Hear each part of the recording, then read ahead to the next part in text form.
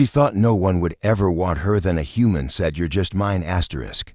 The invisible girl Melody Thompson had perfected the art of being invisible. At 26, she had mastered the skill of blending into crowds, choosing seats in the back corners of coffee shops, and speaking just quietly enough that people often asked her to repeat herself. Her reflection in the mirror each morning showed the same unremarkable features: mousy brown hair that refused to hold any style, pale skin dotted with freckles she'd tried countless creams to fade, and hazel eyes that seemed perpetually uncertain behind wire-rimmed glasses. Working as a junior librarian at the downtown public library suited her perfectly.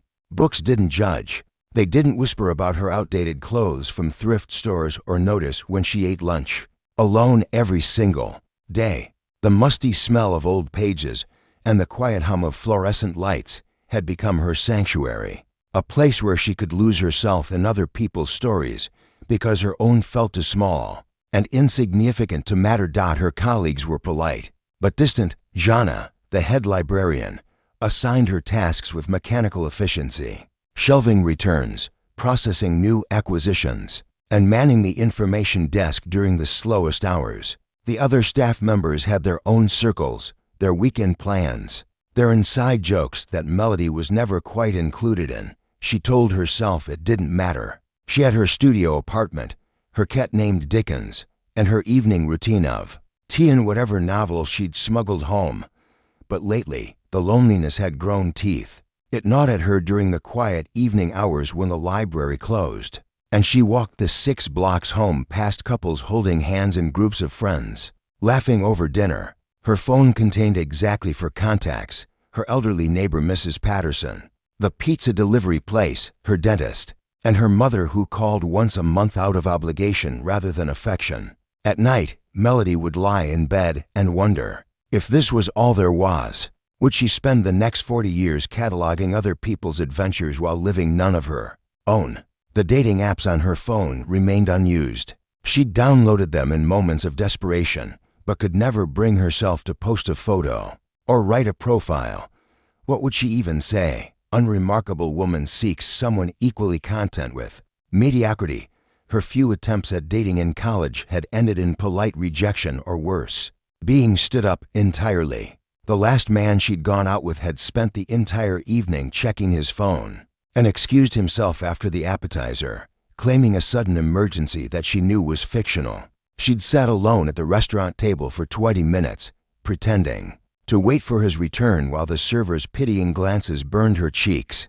The mirror in her bathroom had become an enemy, reflecting back all her perceived flaws with cruel clarity, to thin in some places, to soften others, to everything and not enough all at once. She'd started avoiding it entirely, brushing her teeth with her eyes closed and dressing in the bedroom, where only Dickens could judge her choices. Some nights, she would practice conversations in her head, witty responses she might give if someone actually spoke to her, confident introductions she might make if she ever found the courage. But when morning came, she would put on her cardigan like armor and retreat back into her shell of careful invisibility. The worst part wasn't the loneliness itself, but the growing certainty that it was permanent. She was 26 and had never been kissed properly, never had someone text her good morning, never experienced the giddy nervousness of a first date that actually mattered. The romantic comedies she secretly loved felt like documentaries about a foreign species, people who were worth wanting, worth choosing, worth staying for. As autumn painted the trees outside the library windows in shades of gold and crimson, Melody resigned herself to another season of watching life happen to other people.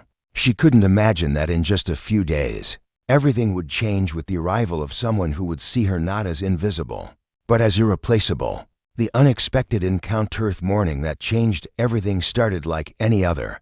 Melody arrived at the library 15 minutes early, as always, clutching her thermos of too strong coffee and mentally preparing for another day of quiet routine. She was reshelving returns in the poetry section when she heard it, a deep, frustrated sigh followed by the sound of books tumbling to the floor. Round the corner, she found a man crouched among scattered volumes, his dark hair falling across his forehead as he tried to gather the mess. He was tall, probably 6'2", with broad shoulders that strained against a charcoal gray sweater. When he looked up at her approach, she was struck by the deepest blue eyes she'd ever seen, the color of midnight ocean under starlight. "I'm so sorry," he said, his voice carrying a slight accent she couldn't place. "I was trying to reach the Neruda collection, and apparently I'm clumsier than I thought." His smile was self-deprecating, genuine, and it made something flutter unexpectedly in her chest. "It's okay," Melody managed, then immediately winced at how small her voice sounded. She knelt beside him, helping to stack the fallen books. Their fingers brushed as they both reached for the same volume, and she felt an electric shock that had nothing to do with static electricity. "I'm Gabriel," he said, continuing to work beside her. "Gabriel Rodriguez. I just moved here from Barcelona for a teaching position at the university." "Melody," she whispered, then cleared her throat and said it again with more confidence. "I work here, Melody," he repeated, and the way he said her name, rolling the syllables with careful attention, made it sound like music. A beautiful name for someone who clearly knows her way around books. "Could you help me find what I'm looking for? I teach comparative literature, and I'm preparing a lecture on love poetry across cultures." For the next hour, Melody found herself doing something unprecedented, talking, really talking. Gabriel asked thoughtful questions about the library's collection, listened intently to her recommendations, and seemed genuinely interested in her opinions about various poets. He had a way of looking at her while she spoke that made her feel like the only person in the room, his blue eyes focused and attentive. "You have excellent taste," he said as she handed him a collection of Rumi translations. "Have you studied literature formally?" Melody shook her head, feeling heat rise in her cheeks. "Just an English degree from the community college. Nothing impressive." "Nothing impressive." Gabriel's eyebrows rose. "You've just given me insights into 3 different poetic traditions that I hadn't considered. That's not something you learn from a textbook. That comes from real understanding, real love of the subject." Before she could convince herself, she was imagining it. There was something in his voice when he said real love that made her pulse quicken. He was looking at her with an expression she'd never seen directed her way before. Not pity, not polite disinterest, but something warmer, something that might have been admiration. "Would you?" Gabriel hesitated, then seemed to gather his resolve. "Would you be interested in having coffee sometime? I'd love to continue our conversation about poetry, and perhaps you could tell me more about the city. I'm still finding my bearings." Melody's first instinct was to refuse, to make up an excuse, to retreat into the safety of her invisible shell. But something about Gabriel's expression stopped her. He wasn't asking out of politeness or pity. He looked genuinely hopeful, genuinely interested in spending time with her specifically. Yes," she heard herself say. "I'd like that." Gabriel's smile was radiant. "Tomorrow evening? There's a cafe called Luna's near the campus. Do you know it?" She nodded, not trusting her voice. Luna's was exactly the kind of intimate little place she'd always imagined having coffee dates, but never actually experienced. 7 o'clock, he asked, and when she nodded again, he gathered his selected books and headed toward the checkout desk. But he turned back before leaving her aisle. "Melody," he said, and again her name sounded like poetry in his accent. "I'm really looking forward to tomorrow." After he left, Melody stood among the poetry books for a long time, her heart hammering against her ribs. She kept replaying the conversation, searching for signs that she'd misunderstood, that this was all some elaborate mistake. But Gabriel's interest had seemed real, his invitation sincere. For the first time in years, Melody Thompson had a date, a real date with someone who had sought out her company, who had listened to her thoughts and valued her opinions. As she walked home that evening, the autumn air felt different, charged with possibility, warm with promise. She had no idea that Gabriel Rodriguez had spent his own evening thinking about hazel eyes behind wire-rimmed glasses and the quiet intelligence of a woman who spoke about poetry like it was a living thing. The coffee date that changed everything. Melody changed outfits for times before settling on a navy blue dress she'd bought on impulse, but never worn. It was simple but flattering, hitting just below her knees and bringing out the gold flecks in her hazel eyes. She'd spent an hour trying to tame her hair into something resembling a style, and had even applied a touch of lipstick, a soft rose color that made her feel both nervous and brave. Luna's cafe was exactly as she'd imagined, exposed brick walls, lined with local artwork, mismatched vintage furniture, and the rich aroma of freshly ground coffee beans. String lights created a warm glow that made everyone look beautiful, and soft jazz played just loud enough to provide intimacy without requiring raised voices. Gabriel was already there when she arrived, rising from a corner table as she entered. He was wearing dark jeans and a forest green button-down that made his blue eyes even more striking. But it was his smile, genuine and welcoming, that made her nervousness settle into excitement. "You look lovely," he said, pulling out her chair before she could protest that she was perfectly capable of seating herself. The gesture felt courtly rather than condescending, and she found herself smiling back. "Thank you. This place is perfect. How did you find it?" "I've been exploring," Gabriel admitted, signaling the server. "One of the benefits of being new somewhere is that everything is an adventure. Speaking of which, what would you recommend? I trust your judgment more than my own at this point." They ordered lavender lattes for both of them, and a piece of lemon cake to share, and settled into conversation that flowed more naturally than Melody had dared hope. Gabriel asked about her work, really listened to her answers, and shared stories about his own journey from Barcelona to their small university town. "I needed a change," he said when she asked what had brought him so far from home. "My life there had become predictable. I was teaching the same classes, seeing the same people, having the same conversations. When the opportunity came up here, something inside me said it was time for something new. And you miss it, Barcelona." "I mean," Gabriel considered this, stirring his latte thoughtfully, "I miss the familiarity sometimes. But I'm discovering that starting over has its own magic. Like yesterday. I never would have met you if I'd stayed in my comfortable routine." The way he said it made Melody's breath catch. There was something in his voice, in the way he was looking at her, that suggested meeting her had been more than just a pleasant coincidence. "Tell me something about yourself that might surprise me," Gabriel said, leaning forward slightly. "Something that doesn't fit with the quiet librarian image." Melody felt herself flush. "I don't think I'm very surprising." "I disagree. Yesterday you recommended 3 poets I'd never heard of, and each one was exactly what I needed for my lecture. That suggests hidden depths." She found herself telling him about her secret dream of writing poetry herself, something she'd never admitted to anyone, about the notebook she kept hidden in her bedside table, filled with verses she was too afraid to share. Gabriel listened with such focused attention that she forgot to be self-conscious. "Would you share one with me sometime?" he asked. "I'd be honored to read your work." The conversation continued for 3 hours. They talked about books and travel, about childhood dreams and adult realities. Gabriel told her about growing up in a family of teachers, about the small village outside Barcelona where his grandmother still lived. Melody found herself sharing stories about her solitary childhood, her love of rainy afternoons spent reading, her contentment with small pleasures. "You have such a peaceful way of seeing the world," Gabriel observed. "It's refreshing. In Barcelona, everyone was always rushing toward the next thing, the next achievement. You seem to actually see what's in front of you." As the evening wound down, neither seemed eager to leave. Finally, Gabriel looked at his watch and sighed. "I should walk you home," he said, "though I have to admit, I'm not ready for this evening to end."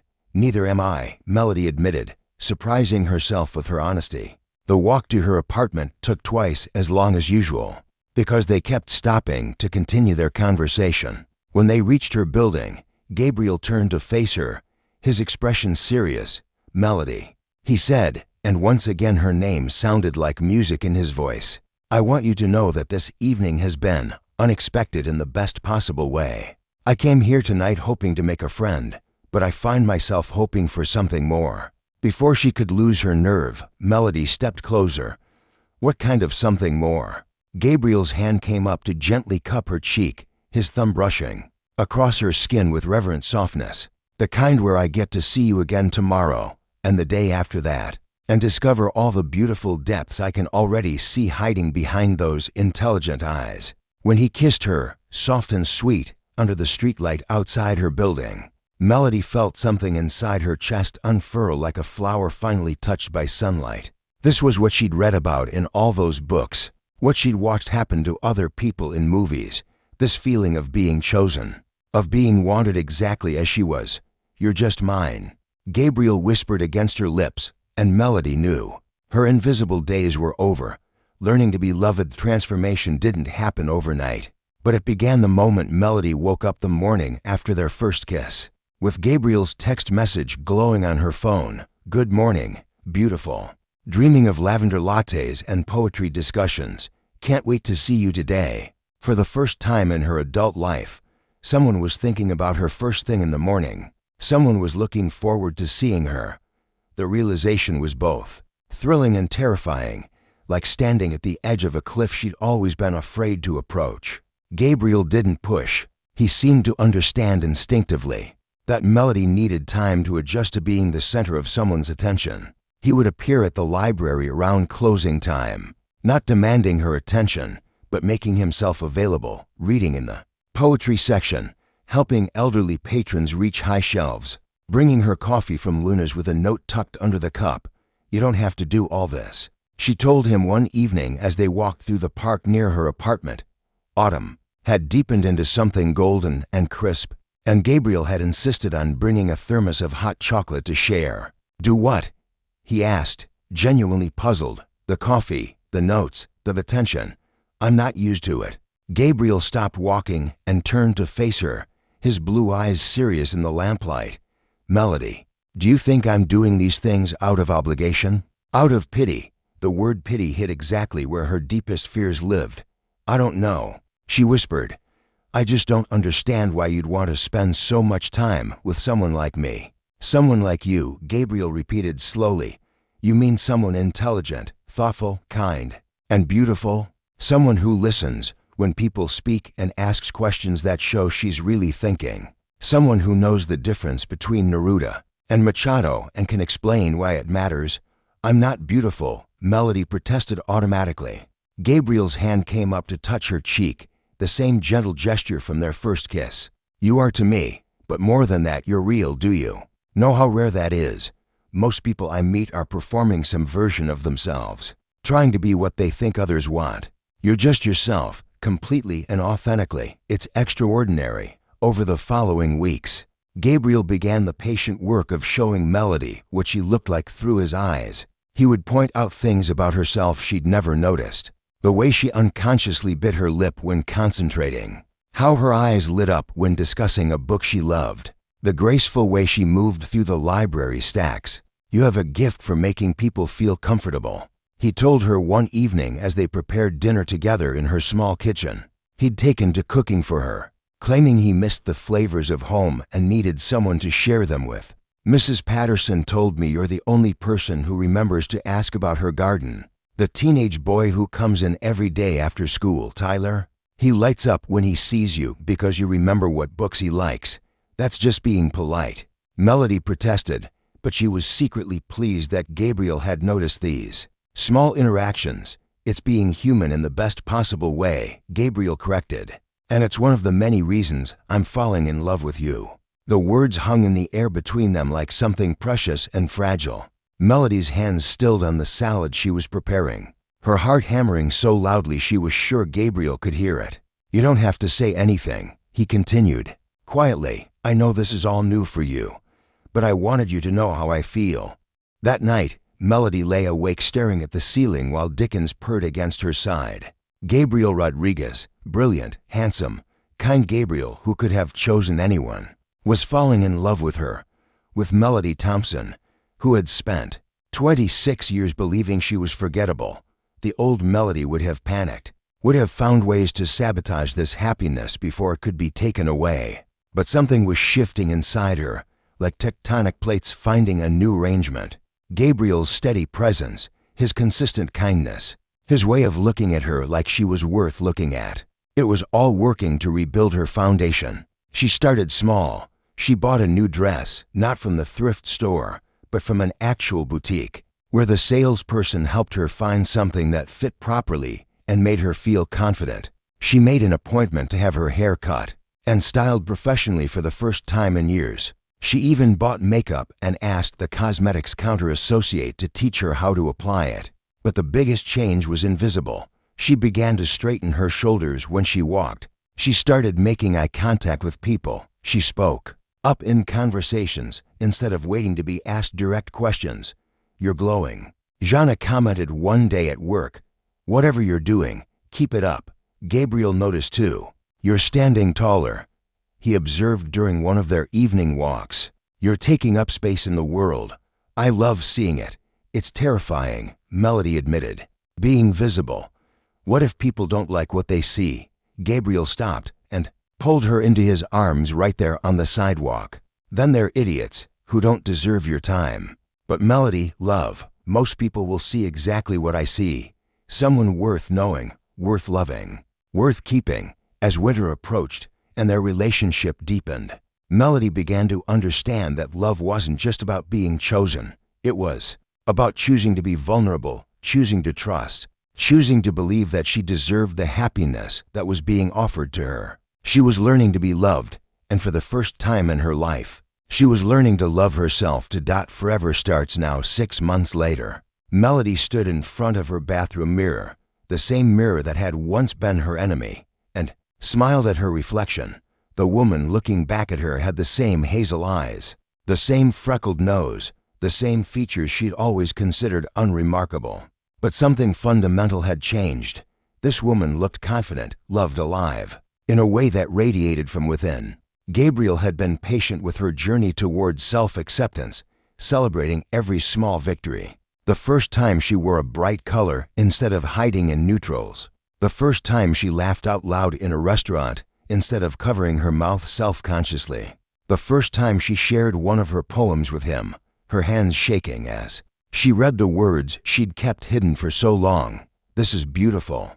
He'd breathed after she finished reading a piece about finding light in unexpected places. "Melody, you have a real gift. These need to be shared with the world." "They're just silly scribblings," she'd protested, but his conviction had planted a seed. Now she was working with the local community center to start a poetry reading group, and 3 of her pieces had been accepted for publication in a regional literary magazine. Today was special for a different reason entirely. Gabriel had been mysterious all week, claiming he had a surprise planned, but refusing to give details beyond "dress nicely and be ready by 6. At exactly 6 o'clock, Gabriel knocked on her door wearing a navy suit that made his blue eyes even more striking. His smile was nervous but excited, and he held a single white rose. "You look breathtaking," he said, offering her the flower. "Are you ready for an adventure?" He drove them to the university campus, past the building where he taught his literature classes, to a small amphitheater tucked between oak trees that were just beginning to show their spring buds. The space had been transformed with string, lights and candles, creating an intimate glow in the gathering dusk. "Gabriel, what is this?" Melody asked, but he was already leading her down the stone steps to a small stage where a microphone waited. "6 months ago," Gabriel said, taking both her hands in his, "I was a man going through the motions of living. I had my work, my routine, my comfortable existence, but I was missing something essential. I was missing the other half of my soul." Melody's breath caught as Gabriel dropped to one knee, pulling a small velvet box from his jacket pocket.